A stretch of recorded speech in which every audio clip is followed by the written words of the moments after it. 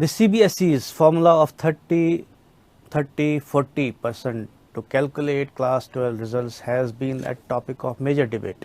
Many students and their parents feel that the class 11 results should not be taken into consideration since the students don't put in maximum effort in that exam. Questions have also been raised on some other counts. We will try to analyze the matter in the agenda today and discuss whether a relook needs to be taken at the overall education policy in the context of CBSE's recent dilemma. We have with us former Vice Chancellor of Madan Mohan Malviya University, Professor Onkar Singh. So, Professor Onkar Singh, you heard both views. So, if you take a larger picture about the education system, so is there a need for maybe overall reforms on this education system, particularly considering now COVID situation and new systems, that are emerging, online classes and other things? What do you say? Looking upon the new normal which we are living with, this is the second academic session which we are facing the by and large similar problem. Right. Last year, the problem is because most of the examinations were over, board examinations were over. Some of the papers which left, they were conducted in a conventional mode. So no question was ever raised on the board examination and its sanctity. This time, since the decision has been taken by the highest level of the country, and the decision is now being on the verge of being implemented. The CBSE has also put forward this formula in the Honorable Supreme Court, and the court has also agreed to it. But as a member of the academic community, I have all authority to opine on this particular formula so that something better comes of it. Because it pertains to the career of very youngsters who will be entering into their life with class 12 mark sheets and grade sheets. Right. See, the formula which they have come up with, I am giving you two typical cases. We have other panel members also with us. We have a principal also. So, we give you case number one, where the student has got 90% in class 10, 90% in class 11, and 60% in class 12. So going by the weighted consideration, his class 12 comes out to be 78%. Right. This is a typical case. The second case, I have problem with the figures. Let it be 90% in class 10 and say 60% in class 11. Because we know that the students are not that serious in class 11. So what the school does in a class 11, whatever examinations are being held, the students have all focus on class 12. We presume that they will be in a position to in class. Right. So say 90% in class 10, 60% in class 11, and say again 90% in class 12.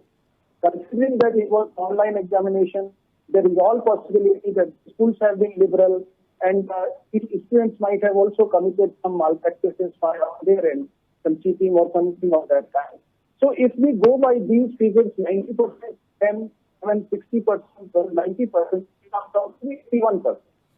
So I have given you two typical instances where 90% in class 10, 11, 90%, 60% in 12, that will be 78%. That means a boy or a girl who is supposed to get only 60% marks in class 12, he or she will be getting 78% by this weighted consideration. Right. The second case I have quoted, that is 90% in class 60% in class 11, and again 90% in class 12. The candidate is going to get 81%. So that means candidate would have otherwise got 90%. All the freedom is given to the school, and the schools are free to assess the candidate based on their class 12 performance. It will be 81%. So similar kind of figures can be rearranged, and will always work. I will make a conclusion that averaging always it doesn't give right deviation. Averaging will always say that good meritorious candidates are likely to be at loss. Those who are not meritorious, they may be on a gainer side, or either way. We cannot predict. So now the question arises, one. Yeah, please. Now the question arises that the new education policy has been hammering upon the continuous evaluation. As a member of the academic fraternity, I am also, I believe that we get rid of this end of the course examination. That would be the wonderful thing, because we should come out with a methodology where the students are being regularly assessed in their classroom across the year. This time, whatever we are doing, that is after the real exercise is over, and the rule of the games are being changed at this point of time. So that is leading to the anxiety of the students, and they are all very reasonable. Right. Because when they work out, they come out with a magic figure which does not suit to their capability. So we should go for the formative assessment, but we should create a framework where in which there is a kind of dialogue between the school and the board, and the marks are captured on a regular basis. No need of having the end semester examination. Just these regular examinations which are being conducted by schools, and these boards can have their own regulatory framework with the outside intervention, some kind of process will be done on the and the schools will be doing their job fairly. So only fairness is to be assured. But in this case, when we are doing this all exercise at this point of time, we are not sure about the sanctity of the processes which are carried by the schools. Number one. Number two, the mathematical calculations are not going to be reflecting the right performance of the candidate. Right. Professor Saab, I come to you about, as ma'am principal also raised the issue about colleges. Now the admission is a key issue right now. So after this class 12, admission in colleges is the key. So how do you admit?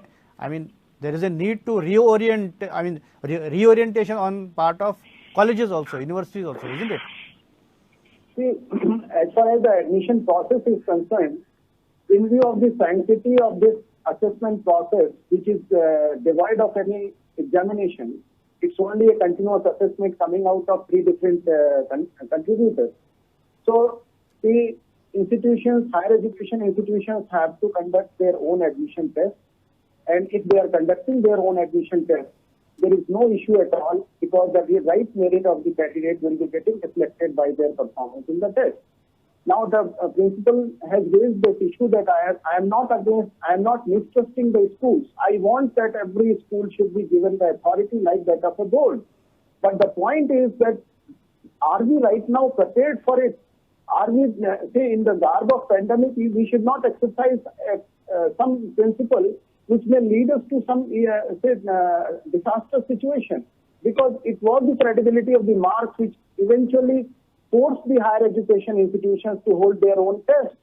It is not that they are questioning the grades which are being awarded or the marks which are being awarded by the boards. But when we look at the student, we find that he does not meet out the expectations of a candidate scoring 95%, 98%. That's the problem. There is some fallacy at some point. It has been it was not a rightful representation, and the marks have never been in a position to reflect the right performance of the candidate. And that was the reason why higher education institutions have to resort to the admission test. Right. And it was the multiple boards.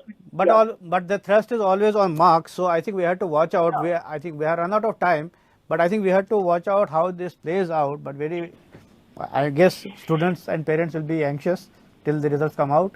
But thank you all of you for participating in this debate today. Thank you very much.